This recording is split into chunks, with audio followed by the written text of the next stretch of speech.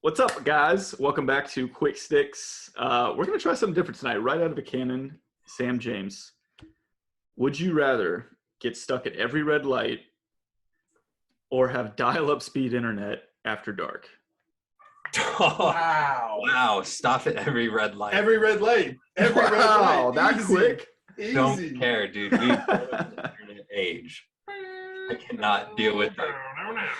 I think just hearing the noise would give me such bad PTSD. I would lose my mind. I couldn't do that. And to kind of speak to how old we are, someone put that noise on Twitter and a bunch of kids were commenting saying, "What is this?" They had no idea what a dial-up sound was. Oh, God. Yeah. I got that one from Reddit, so there were quite a few more on there. So Yeah, that's a really good one. we'll keep pulling That from was a those. good one. All right, well, welcome back, everyone, to another episode. We are so pumped for this episode. So, obviously, the PLL college draft was last night. Was super cool to see on ESPNU.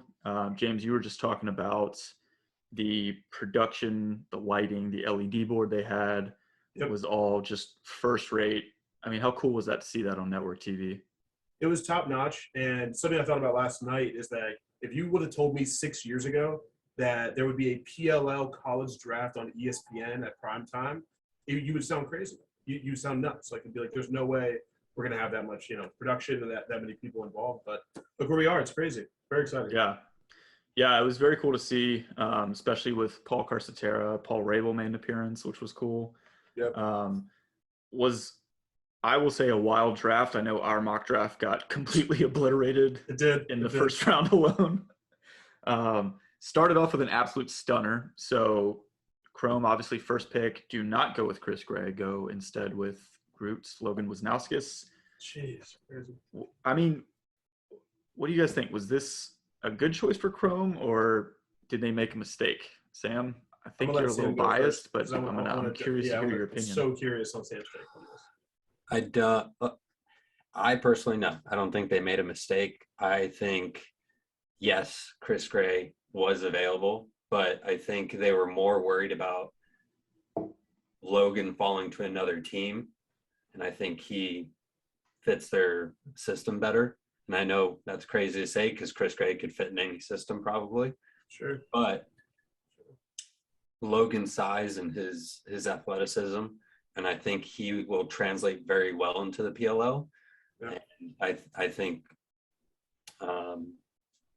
think the Chrome kind of recognize that, and they recognize that he's just one of those special players. So it did surprise me, but I don't think it's a bad pick. But you were happy you got Chris Gray at 2. Yeah, you're fucking right. What? Just wanted to establish that. Yeah, I was gonna Absolutely. say little bias there. Yeah, just a tad. James, what do you think? I'm gonna hop on Boyle's point from last night. I think that's exactly why they did it, because they're gonna get Brandon from Army. I looked at his stats last night, and I looked at his highlights. I mean, he had a 26 and 31 year. He's literally a creator, a quarterback. So I just feel as though they think that he can be their quarterback. And Jackson Morrill, the other guy that they have, I think they have a lot more faith in him than I realized. So I think between the two of those guys, maybe it was an easier pick than I realized. But not that Chris Gray isn't a creator nor a quarterback, but Brendan's a taller guy. He's going to be able to see over zones and be able to see slides happen maybe before Gray could. So I just think it was a better fit. I think it was crazy when they first said it, but now that I've kind of peeled back the layers, I think it makes sense. Yeah, I agree. I think so. By itself, I think was a mistake, but kind of like you said, when you add Brendan Nichtern in the second round, I like it. Yep. Brendan Nichtern is, if not the best feeder in the NCAA, he's one of the best feeders. Like you were saying, he creates opportunities, he creates plays. Now he's going to sit there and just feed guys like Colin Heacock, Logan Wisnauskas, Malloy, and Jackson Morrill. Yep. So, I mean, yes, they didn't get Chris Gray, but I don't think it's fair to say the Chrome lost this draft in any way. I mean, their attack is still one of the deadliest in the league. So, Absolutely. Was definitely a surprise, I will say. There were a few other surprises in the draft. So what do you guys think was besides Chris Gray not going 1, what was the biggest surprising or shock moment to you guys? James, let's start with you. I have a couple here, but I guess I just go with my number one, and it's a little shout out to a guy who I actually was able to coach when he was in middle school. But Max Wayne from Christopher Newport going in the third round. I mean, not only is that impressive, but like Will Bowen, Brett Makar, Marcus Hudgens, George, like these are all top tier D1 guys that the Atlas passed up on for a D3 guy who Sam and I were just talking about it, but he has like 36 cost turnovers, 38 ground balls. I mean, he's having a great season, and CNU is going to make a run at a title, but I really didn't see them taking him before what I would say is some of the best defensemen in the league. So kudos to Max. I already talked to him. He said he'd love to come on the show, so I'm excited to talk to him about this. And that was my biggest surprise by far. Oh yeah, Max, let's get you on here.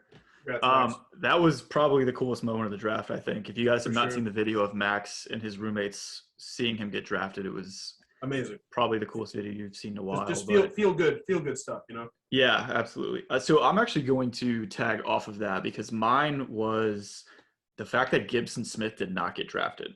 At all. It's crazy. We had him, and most people had him in the first round of their mock drafts.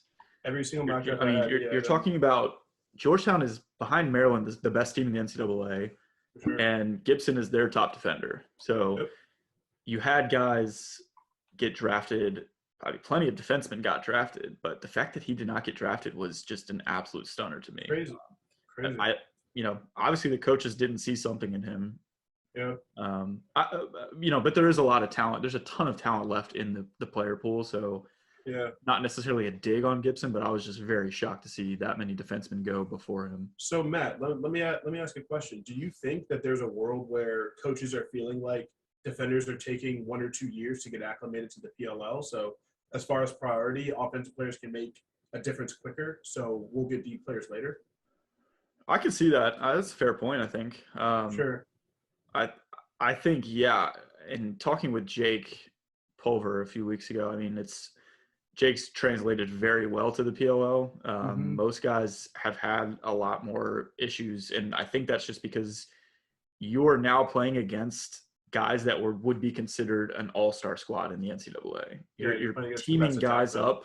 Yeah, I mean, you're teaming guys like Matt Rambo, Justin Gutterding, Grant Ament, Will Manny. Like, you're teaming these two of the best players from college up on the same team. So now, as a defensive unit, you have to work together on ball and off ball to cover these guys. And I mean, it's the same way in the NFL. Like, you might be the best cornerback in college, but now you're covering Devontae Adams and Tyreek Hill. One on one, right? Yeah. So I think that's actually a good point. That could certainly be why some teams just aren't prioritizing defensemen. Crazy. I mean, you can grab them in the player pool, like you were saying. That's what I'm saying. So maybe it's down the road. Sam, what you Makes got? sense. What's your surprise, sir? My surprise was Nakey Montgomery falling to the third round. Nakai Montgomery, but We'll get it. Excuse me. My bad. Nakai Montgomery falling to the third round with a talent like him. And I think his ability will transfer to the PLL very well. And I think what Paul Rabel said yesterday was don't underestimate the Hackman or Middy's ability to draw a slide. And I, totally agree with that. And I think Nakai is one of those guys who, if he's coming, so, two guys are sliding automatically to him.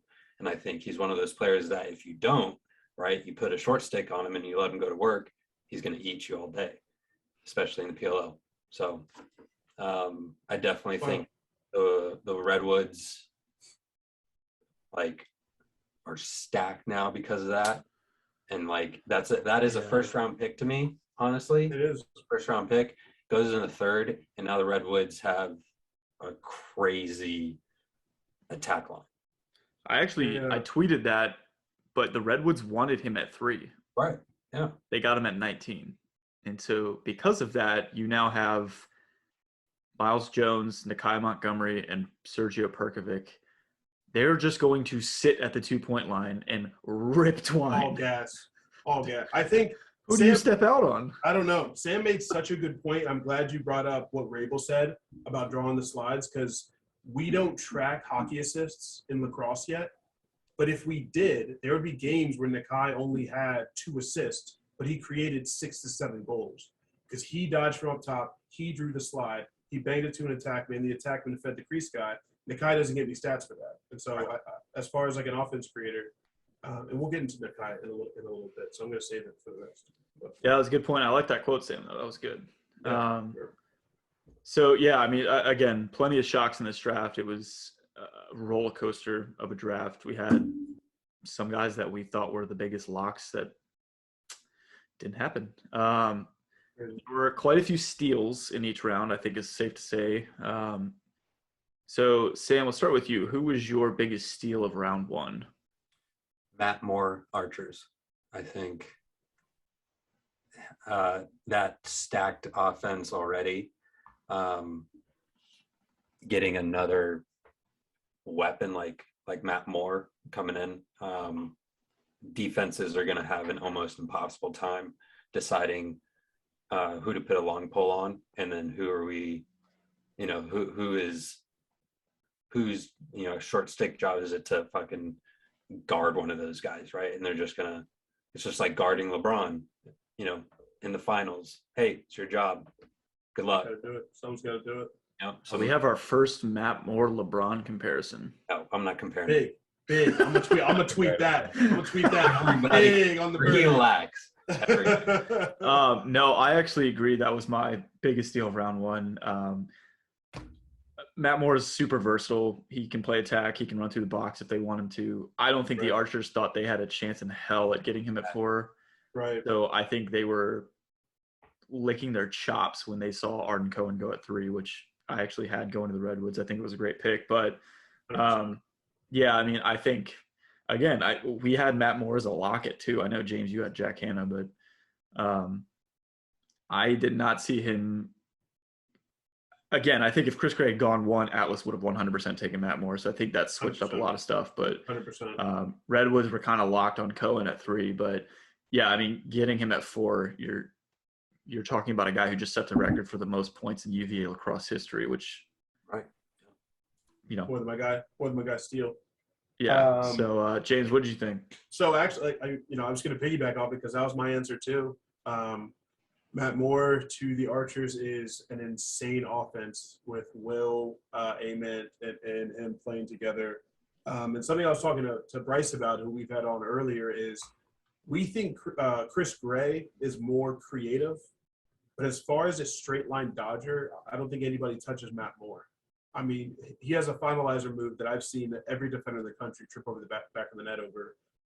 And I think with the pressure being taken off him with guys like Ament, Will, and everybody else, I mean, dude, that's a steal. And he's going to be a nightmare to play against. So easy pick for me, Matt Moore. Yep. So moving on to round 2.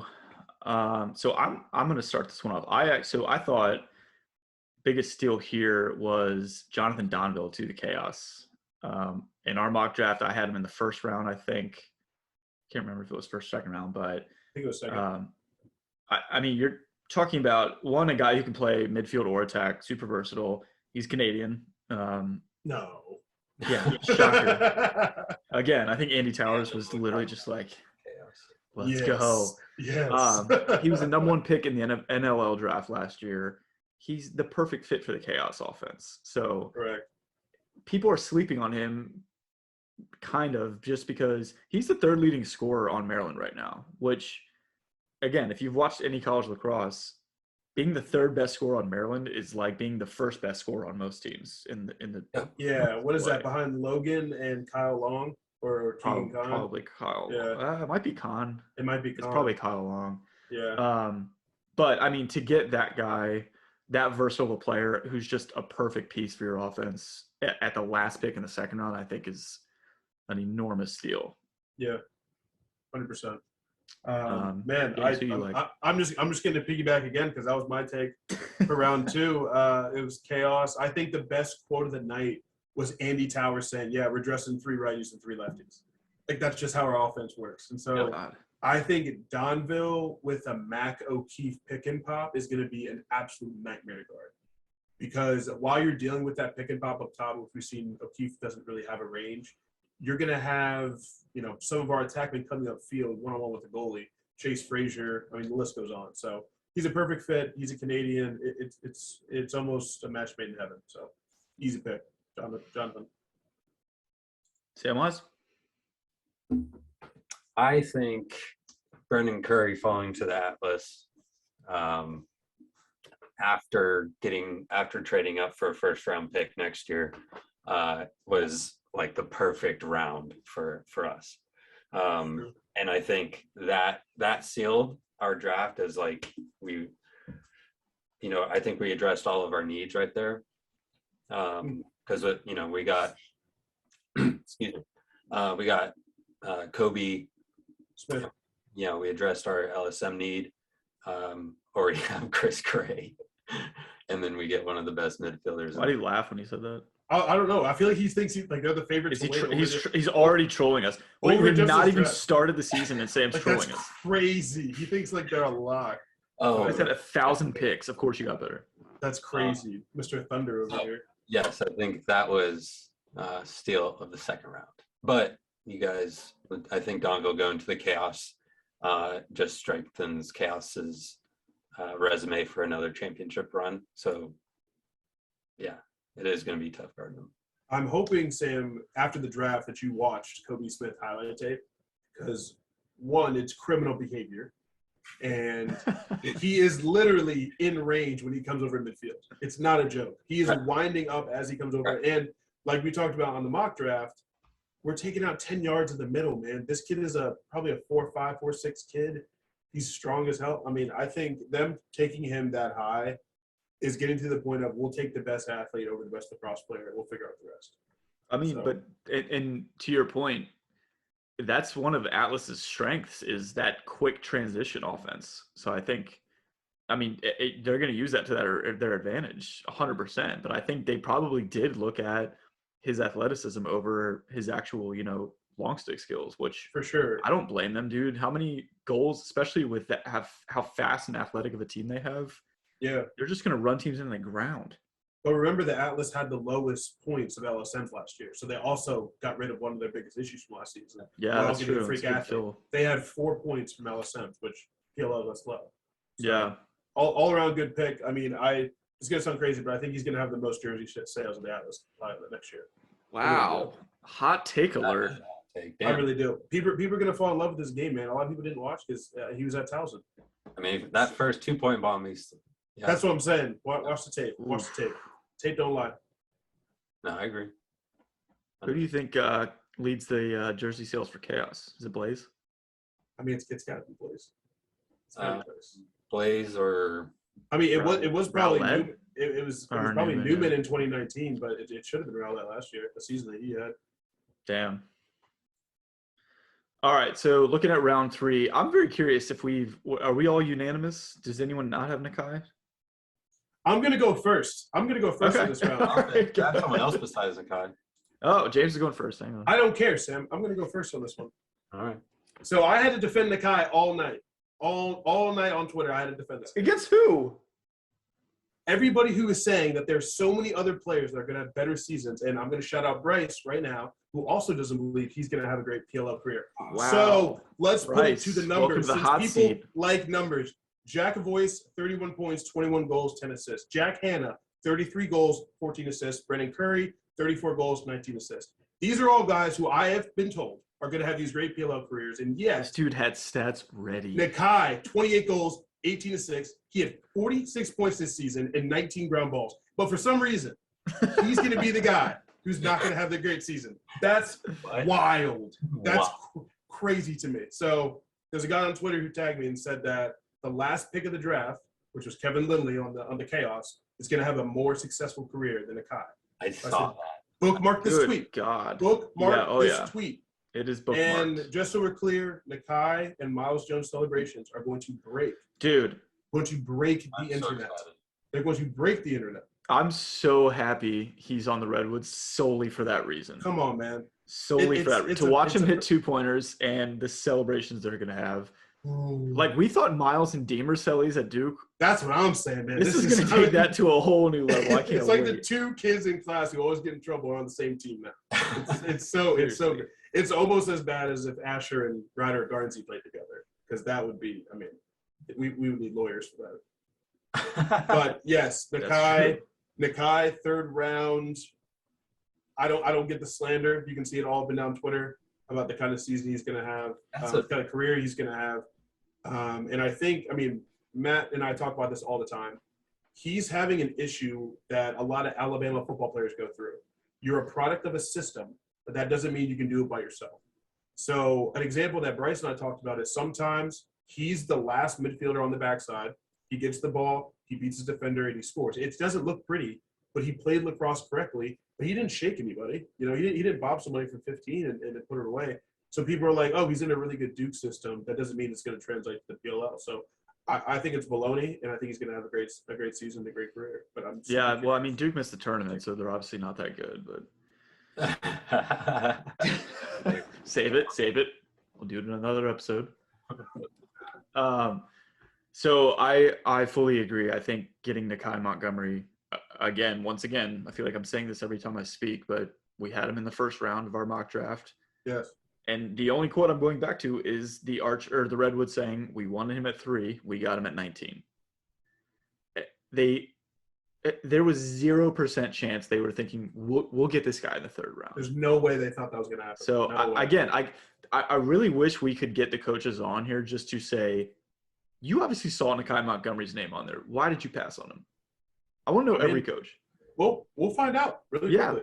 And there could very well be something that they see on his resume that just does not shine to them. I think it's because he has the Cowboys tryout. I think that has a lot to do with it. That's true. So the Cowboys have invited him. Is a 2-sport athlete. For those of you who don't know, there's debate on if he has an actual future in the NFL, but he is a 2-sport athlete. He could very well absolutely sign with an NFL team. So there's a chance that was a waste of a pick, but to be seen. But I think he's going to play. So I think at that pick, who cares if he's considering another sport? You cannot pass on him at that point. So that's true. I'm very curious to hear who Sam has as the biggest deal. Sam, that's you. Sam Tripp, sorry. Well, I was going to say Nakai, but I also have Ignacio for the Archers for face-off. A face-off, no face-off came off the board until that. So they basically had a pick, or they could. I don't know what I'm trying to say, but any face-off guy they wanted. Any face-off they had a pick between all. And I think that was a huge need for not Atlas. Archers. For Archers. So it was a gaping need for them. Yeah. So I think that was a good pick, but I think also Nakai is also a steal. Yeah, I do like the Ignacio pick. Go ahead, Matt. Go ahead. No, I was just going to echo. I do like the Ignacio pick. I don't necessarily think it was a steal. I think it was a right time to pick him, but I do think that the Archers did a great job of filling their needs in this draft. They didn't really get the sexy picks, but I guess they did get Matt Moore, so that's one. But I thought they had a pretty good draft. What were you going to say, James? But their season looks different with the true faceoff guy. But kind of like we talked about after the draft, this is a great pick, and I think Justin's going to make leaps and bounds. But the bottom line is Justin better than the best guys in the league? It's not like every other position where you're matched up against different guys. I mean, are you better than TD? Are you better than Trevor? That's it. Right. That's it. And the easy answer is no. Yeah, but if you go from losing to Trevor 60% of the time down to 40, that's a game. You can play that game. You know what I mean? Sometimes Atlas won because you guys just always have the ball. So if he takes away 5-6 possessions a quarter, that's a win in my opinion. That's what I'm saying. I think the Archers coach is thinking that of, no, he's probably not going to compete with TD and Trevor, but he could minimize. They got dominated on faceoff. So to your point, if he can take away 5 or 6 possessions, you're giving Grant Ament, and these guys the ball 5 or 6 more times, more possessions. Right. So that could absolutely change the game. So with them getting a faceoff guy, if the Archers don't make it to, I'll say the semifinals, are they then the biggest flops of our league of the PLL? I think so, because I think on paper that offense should get close to breaking Matt's hopes and dreams of breaking 20. So there's no reason they shouldn't score on every possession, right? Yeah. By the way, that did happen in the 2019 season. I looked it up. It did happen. So What game? Who? I don't remember. It did happen though. I looked it up. So Wow. this has all been for nothing. I was thinking it hasn't happened, but Just bump it up a little bit. 25. I'm saying like players alone should score. I got a number better than 24. So I think to your question, yeah, I think if and a lot of that depends on how Ignacio does. Yeah. If he's a solid faceoff guy, like they're not the lowest and they're competing at least in the faceoff category, Right. then yes, they should absolutely be in the championship. I think. Yeah, they should. With that attack line, and then you've got guys like Graham Hossack on defense. You got Gittleman in net, Trey LeClaire, Tom Schreiber, Ryan Ambler on the midfield line. Jesus Christ. There's no reason that team should not be in the championship. Forget how many players they have on the team. That's what I'm saying. So there's no reason that team should not be in the championship. So if they can compete with faceoffs, then like Bryce was saying, they are the Saints right now. They are the Saints. They've got their Drew Brees. They do. So to your point, if he competes in faceoffs, the Archers are out of excuses. Yep, I like that. So I like that. We'll see. All right, round 4, final round of the draft. Biggest steal, a couple sleepers in here. Sam, who'd you like here? Steal of the round. I think Mitch Bartolo going to the Redwoods again. And the reason I say this is because this man is a 6'6", 240. Bro, Mitch Bartolo is huge. No, he's massive. He's massive. The Redwoods actually drafted true trees. Yes, and you have Miles on the team too. He's a fucking unit. And now you have Nakai too. That is – I don't want Mitch setting a screen on anybody. It's true. That is you're out for 2 games. Yeah, that's true. And that's a clean shot. Like you're getting a clean shot off of a Mitch screen. He's 230, right? Is that what they said? It says 238 on his. If he's 6'6", he's got to be at least 230. Yeah, dude, that is a nightmare. I thought I was hallucinating when it said attack midfield or midfield. I thought that's wrong. Why doesn't it say defense? Yeah, and then. Yikes! That is a lot. So I think that's just strengthening Redwoods. There are other steals in here, but I think that upgrade in offensive midfield power on both defense and offense is just, and they have TD back this year. They do. I expect them. Take it. I expect the Redwoods in the championship this year. Wow. Yo, are we locking that in? Hot takes. Can we lock that? Hot take after hot take on this episode. I love the energy right now. Matt Moore's LeBron and the Red Bulls. I compared Ignacio to Drew Brees. That's true. Laying it out. LeBron, if you're listening, that's not my opinion. If LeBron's listening, we've got much bigger questions than that. I was gonna say, man, why do you look at the ball before you step back? Anyway. All right, so my steal of this round was actually the first pick of this round, the Chrome taking goalie Owen McElroy. I had Owen McElroy as the top goalie in this draft. There were actually 2 goalies taken before him. So, again, just look at the seasons Georgetown is having. A big part of that is who is in net. I think he's going to translate the best of the PLL just on what he's shown this year. But do you think he'll start? I don't – I'm torn on that. I want to say I'm going to say no for now, but I think very early in the season you're going to see the swap at goalie at halftime for Chrome. Yeah, I love that. I love when teams do that, and I feel like he might play himself into a role by doing that. Yeah, so I think I think Chrome is going to get just battered in one half. They're going to pull the goalie, put in McElroy, and then I think from there on it's going to be like the whole starting quarterback gets injured, backup comes in, wins the job. Yep. So I don't think week 1 he starts, but I think by halfway through the season he'll be starting. So Owen is Tom Brady. Got it. Okay. Is this like the thing now? We're just gonna find another sport to relate it to? I'm just saying he got someone's injured. James, biggest steal. Who you got? call it a homer pick. I'll take that on the chin, but I think it's Kevin Lindley from Loyola. He is an amazing finisher. But when I tell you guys his goal is finishing, his stats for this year, he's 36-4. He literally only finishes. That is literally God. that is his job. He lives on the doorstep. He got to play with I think he at least had 1 year with Pat Spencer where he had an insane year, but he's going to be parked right there on the crease with all those Canadian guys. And he's not Canadian, but he finishes just as well as one. So I could see him having a Chase Frazier. I could see him having a Chase Frazier type game, like late in the playoffs.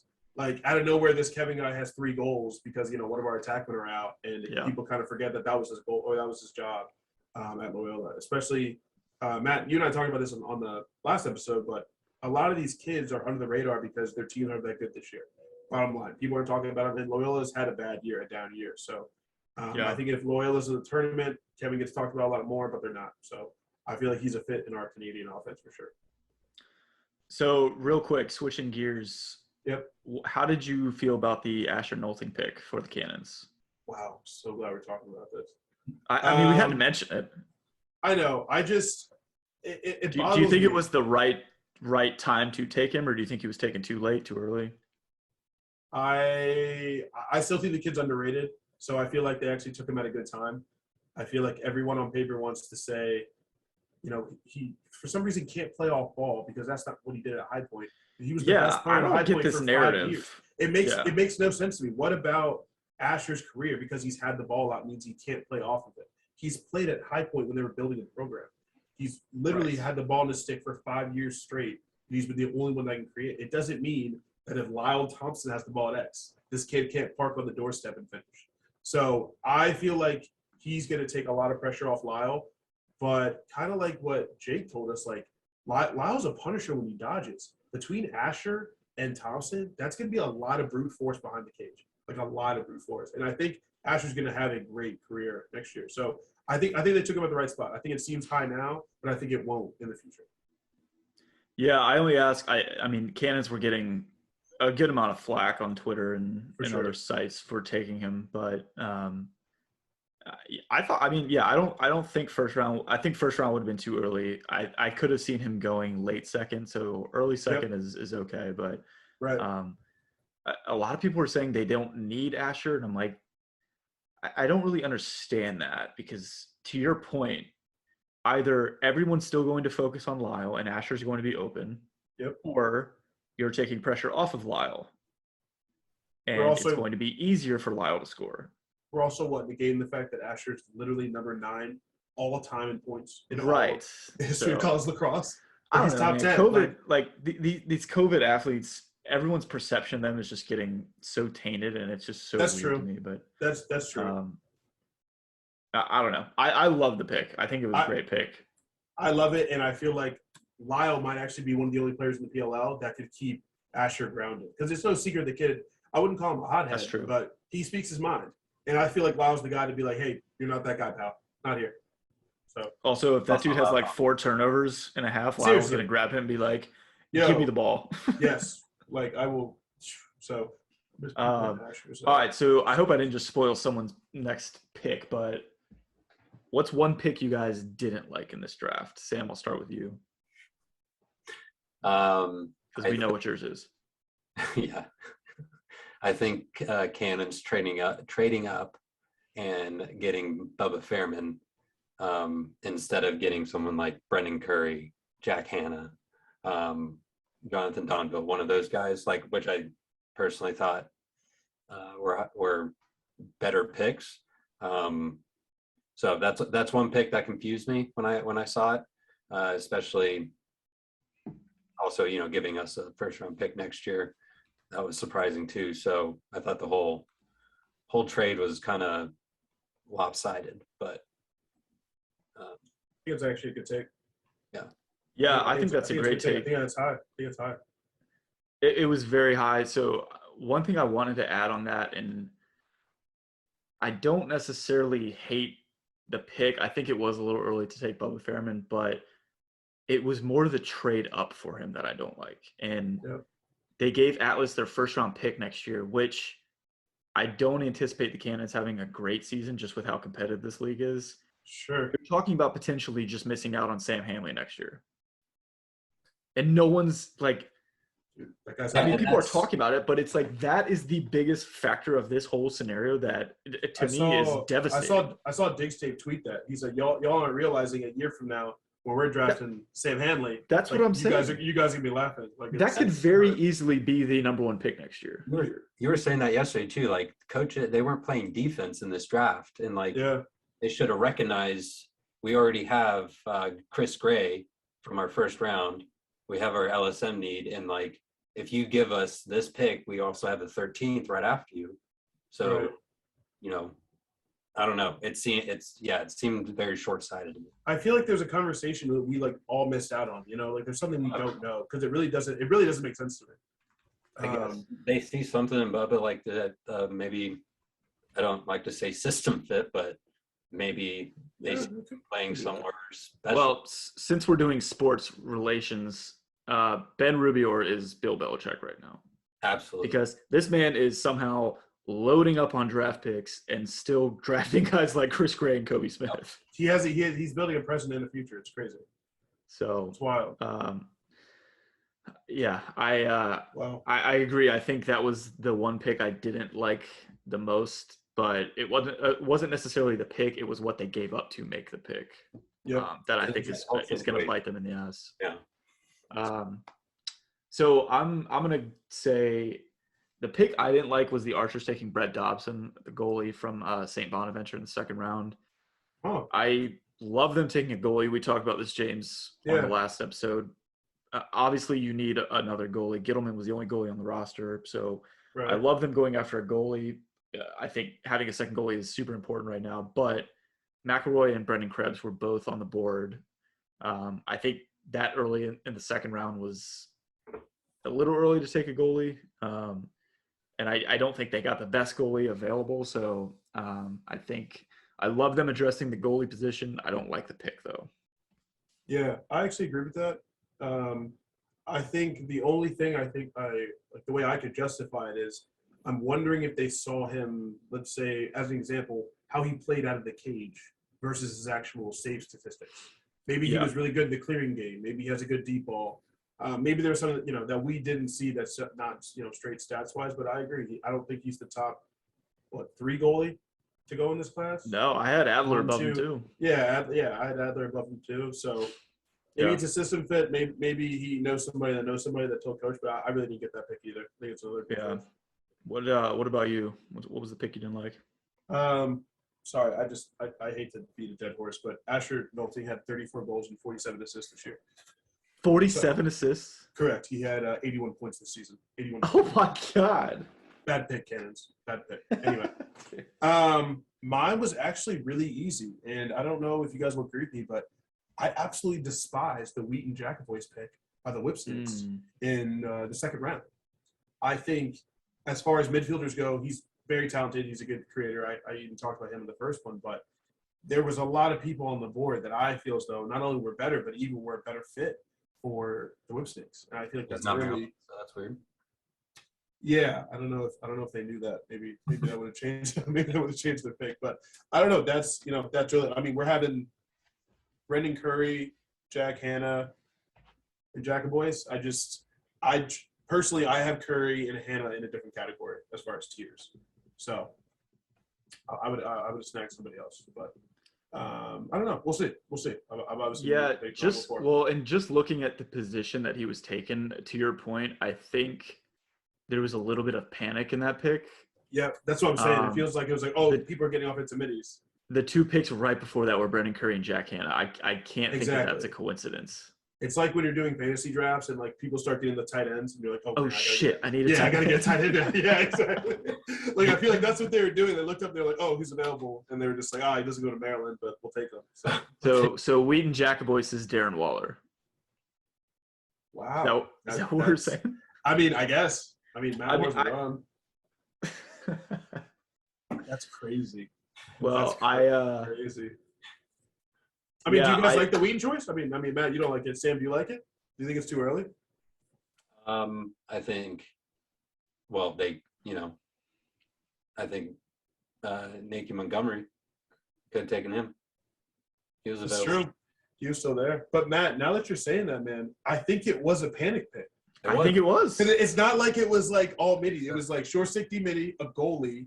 And then it was like Brendan Curry, Jack Hanna. Oh my God, we got to get him. I mean, and that's an interest. And so I think that's not necessarily a dig on the coaches, but this is the difference between having a GM and a coach versus all in one. Is That's a good point. in other sports, you have a guy whose sole responsibility is to coach the team. Yep. And then you have a separate guy, the GM, who's responsible for personnel, like drafting, recruiting. Right. And he has these conversations This is with college everything. coaches. So I'm not saying they weren't prepared, but I mean, you're sitting on the clock. Some of these coaches, this was their second draft. Yep. So, I mean, you're sitting there and you see they probably had Curry and Hannah both circled as guys they wanted. 100%. That's you exactly see them what go happened. back to back and you're like, oh shit, I got to get a midfielder. Who's the next You know one? what, man? That is like exactly because like Curry went, Hannah went, and then Jacoboyce, and then obviously we got Donville. Fast forward to the third round, the Redwoods need an offensive midfielder and a guy who runs a 4-4 is available. So you take him. So That's mean, crazy. I could be way off, but that's my theory on what happened there. I agree. I think it was a bit early I had Jacoboyce. Wow, but at the same time, man, Keegan Khan of the Whip Snakes, that's good. Yeah, that's a really good fit for their third round pick. That makes a lot of sense. Yeah, that's true. That's that's spot on with their offense. That kind of makes up because Keegan Khan in the third round. Exactly. I don't have his stats on hand, but he's having a crazy season. I mean, a very good season. If you want to look him up, that'd be great. I'm super curious. While you do that, Matt or Sam, who do you have as the winner of the draft, sir? Come on now. Put your hand down. Answer the question. Come on now. It's Atlas. Horns up. What do you say? Stop. Don't have him repeat it. It's not a hashtag. We have to edit it out twice. I'm leaving it in. I want people to hear this. Absolutely. I think Atlas won.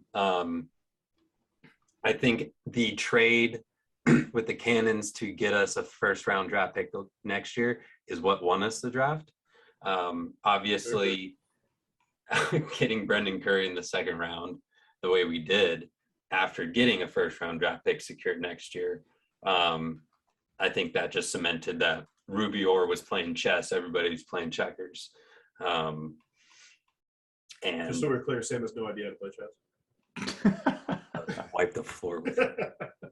I'm a knight. I go diagonal. So I think you are right, Sam, but I do think there needs to be a little comma, semicolon. You guys did win the draft, and you were supposed to win the draft. Yeah, absolutely. We had 6 picks. You guys absolutely won, but you definitely should have. And when all three of us are in Charlotte to go see these games, we have to go see the Atlas warm up because Brendan Curry with Romar Dennis warming up. I mean, they might pass out military-grade helmets with stands.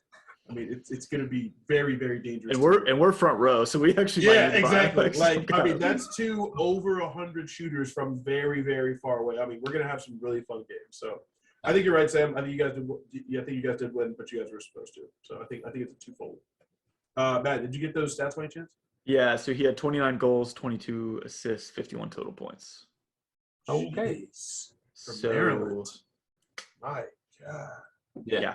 And that's on Maryland. So yeah, right. Wow. So yeah, I mean, for who won the draft, you obviously have to say. I think it's a good point, James. Yes, Atlas won. It would have been much bigger news if they hadn't won the draft with how many picks they had.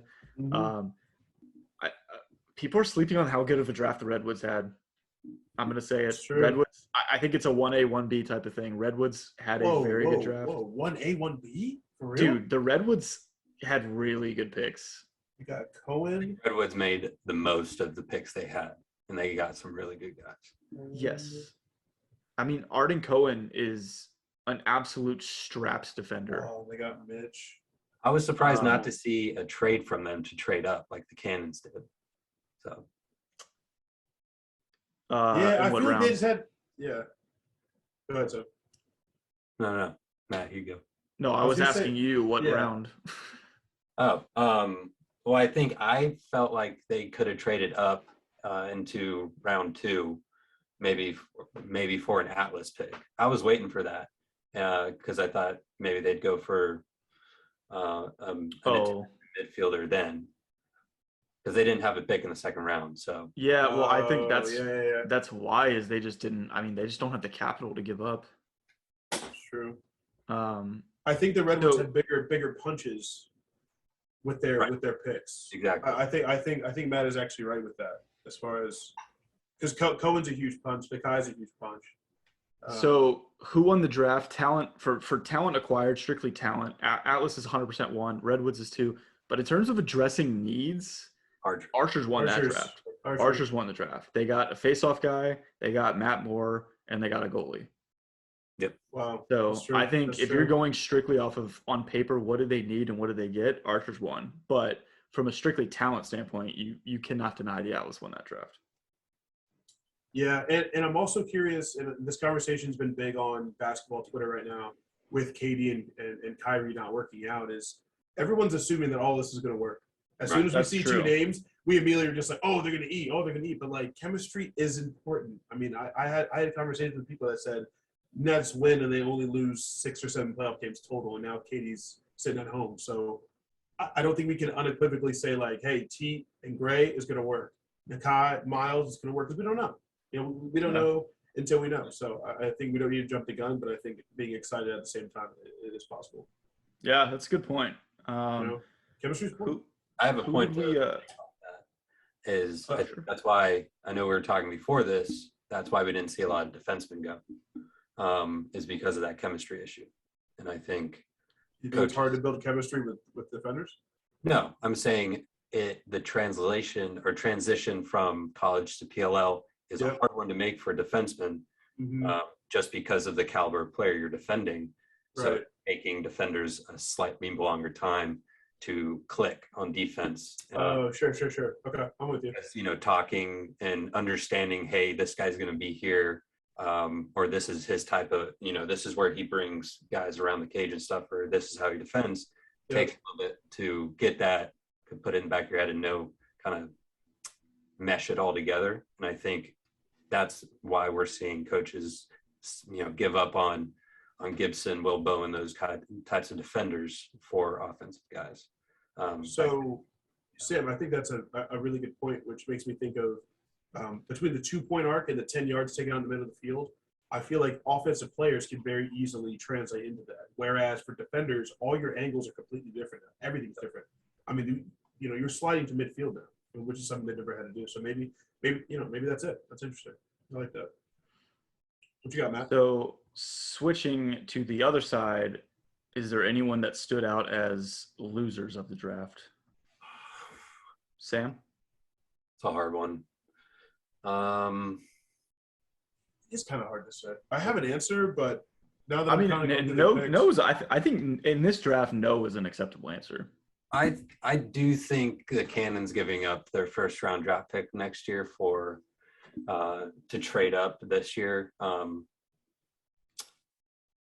for Bubba Fairman. I think that to me kind of lost in the draft, but maybe I'm going to correct myself next year after their season. But that, or the Water Dogs, they didn't really have that many picks. I don't know if they addressed their offensive needs that much. But yeah, Cannon is my selection, but it's a hard one. You know what, man? I was looking at Bubba's stats from last year from a short stick defenseman standpoint. He had 9 cost turnovers this year. Short stick team, that's very impressive. Yeah, that's not bad. That's very. He was midi last year, right? But something that I think Carcatera or maybe Quinn talked about last night. Did you guys know that Bubba went to his team and requested to get moved to short stick? Yep, I heard that. I didn't know that. So he went to his coach and said, I would be better for our team, kind of like what Perkovic does now. Because, I mean, think about this. 2018, 35 points. 2019, 42 points. Then in 2020, when he changed, it went down to 11 points. So, like, they're kind of getting a D-midi who's, like, not really a D-midi. Mm-hmm. Yeah, you could, because I mean, dog, he had 25 goals and 17 assists as a sophomore. And then in 2021, he had 19 goals and 7 assists. And then 2022, he definitely went back to more defensive because he only had So 3 goals. was he saying I'm better at short stick, or I could help I would help the team more at short stick?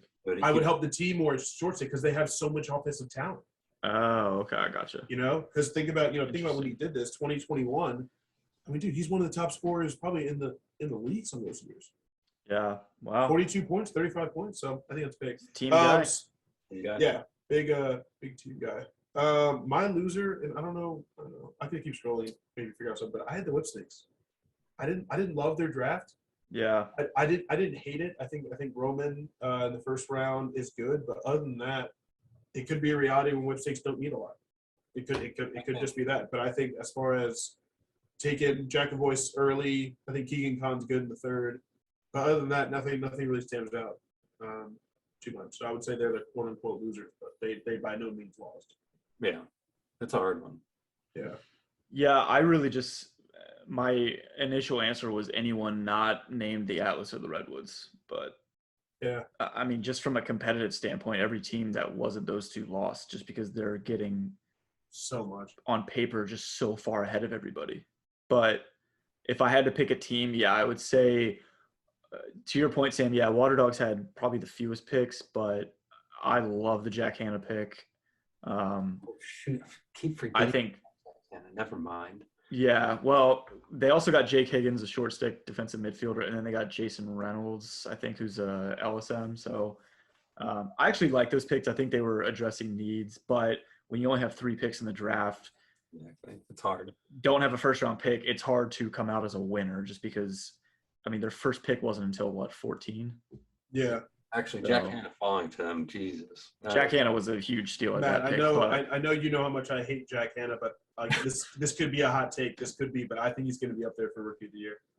Ooh, I wouldn't mind that. Dude, the thing that I think I just really thought about when I was looking at all these picks, Jack Hanna is a perfect fit for the Water Dogs. Like, why do you say that? As far as his way to play two-way, because remember, they have guys like Ben Reeves coming out of the box, who was a Tewaaraton winner, but is the third option on that team. Correct.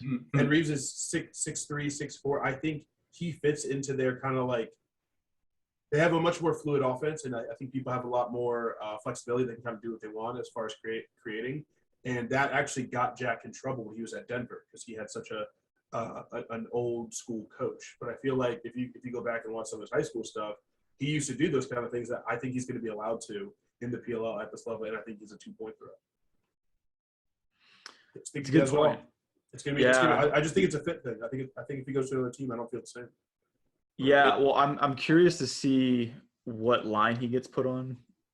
I think that'll have a big part, but because I don't think you can break up the Courier, Schlosser, Connor Kelly line.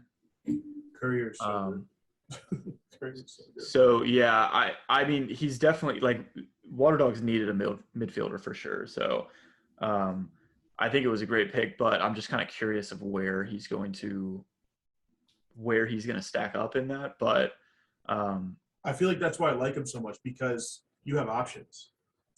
Just, you know what I mean? Like he doesn't have to just be like, oh, you're going to play right-handed midfielder, you will dodge right-handed and do this. Like it's literally no. I mean, they'll find a spot for him for sure. But yeah, I mean, I was not as big on Jack Hanna as you, but I was definitely thinking he would go in the first round. That's fair. I mean, honestly, I'm not kidding, guys. Go watch his Denver, I think 2019 tape. I do need to do crazy. That. It's crazy. He's actually a freak athlete. I wouldn't be surprised to hear if he played like football and such in high school. So that's a wrap on the draft. So real quick, as we finish up here, post-draft, way too early team rankings.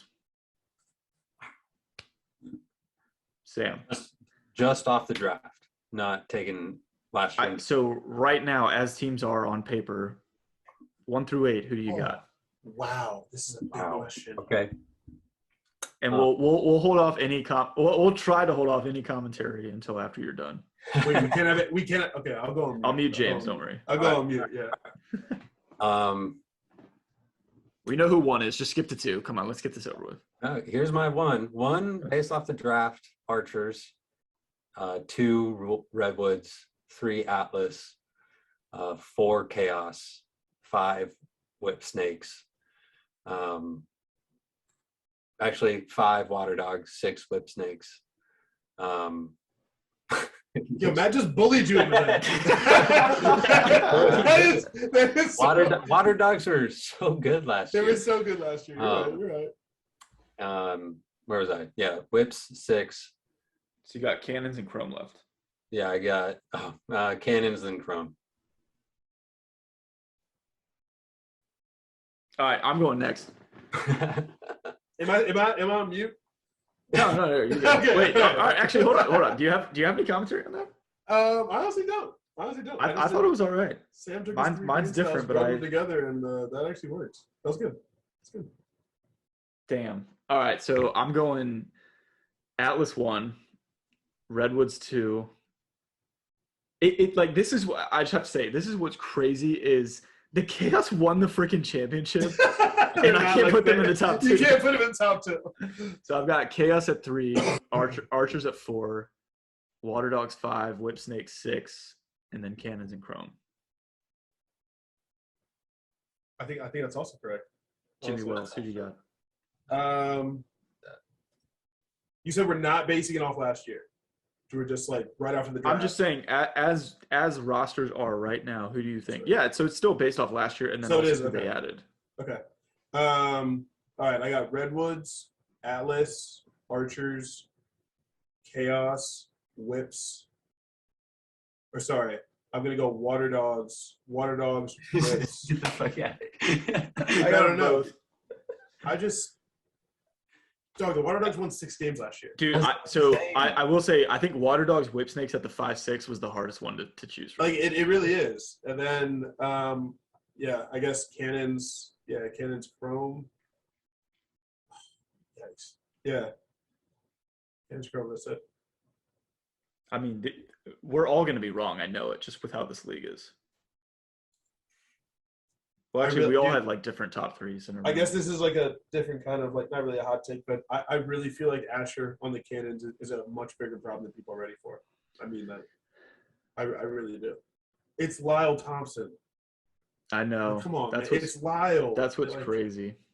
Is we have him at the second worst team in the league. He has played with a high point team for 5 years.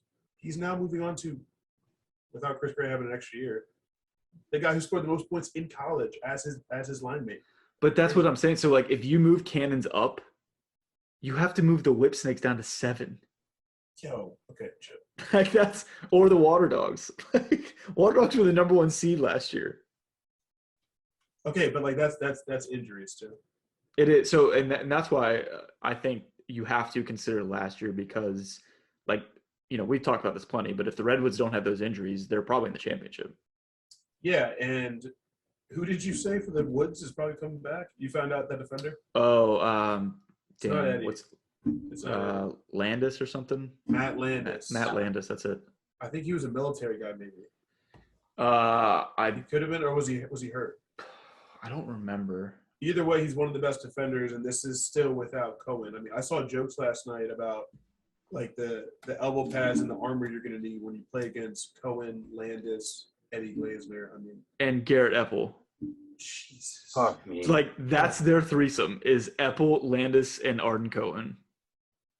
I'm going to say the Redwoods had the first fight of the season. Easily. That's fair. Easily. That's fair. Unless it's Asher talking shit to somebody. It might be. What's our countdown now, boys, for the season? We got to be pretty close. 30 days? So we go to Charlotte in 30 days. Week 1 is in Albany the week before, so that's 3 weeks. 3 weeks. Yeah. 3 weeks. Dude, I cannot wait for that. And we'll all be together that weekend at Homeboy's wedding. Yep. Wow. That is wow. Oh, yeah. That's really fun. That's Matt, awesome. this is what you were saying earlier about wait, where's the schedule? What you were saying earlier about seeing the Chrome sub in early. They play the Archers game 1. Wait, game 1 the weekend we're down or first weekend? No, Sunday, June 5th, Chrome versus Archers. Yeah, they're changing real quick. Wow. Oh, they play they play the Redwoods when we're in Charlotte. Yeah. We get Water to see Dogs? Chaos. Yeah, Chrome. We get to see Chrome Redwoods, Chaos Archers, and then Saturday, Atlas Cannons and Whip Snakes Water Dogs. Oh, I mean, oh, I can't Redwoods. wait for that. Chaos Archers is going to be Love it. fantastic game to watch. Love it. Absolutely love that energy. That is So, yeah, obviously, guys, as you can tell, we're getting very excited. We're only a few weeks away from the season kicking Sure. off. let's go. That is going to do it for us this week. We will be back next week, hopefully with a special guest. More to TBD. come. We TBD. will lock it in. Let us let us know what you guys think of the draft. Super curious. Yeah, definitely. So James was very busy on the Twitter fingers last night. Started some good threads, but we love hearing from you guys. Let us know what picks you liked, which ones you didn't, and the team rankings as well. But until next week, in the words of James Wells, love, peace, hair, grease. Nikai had 46 points last season. See you guys.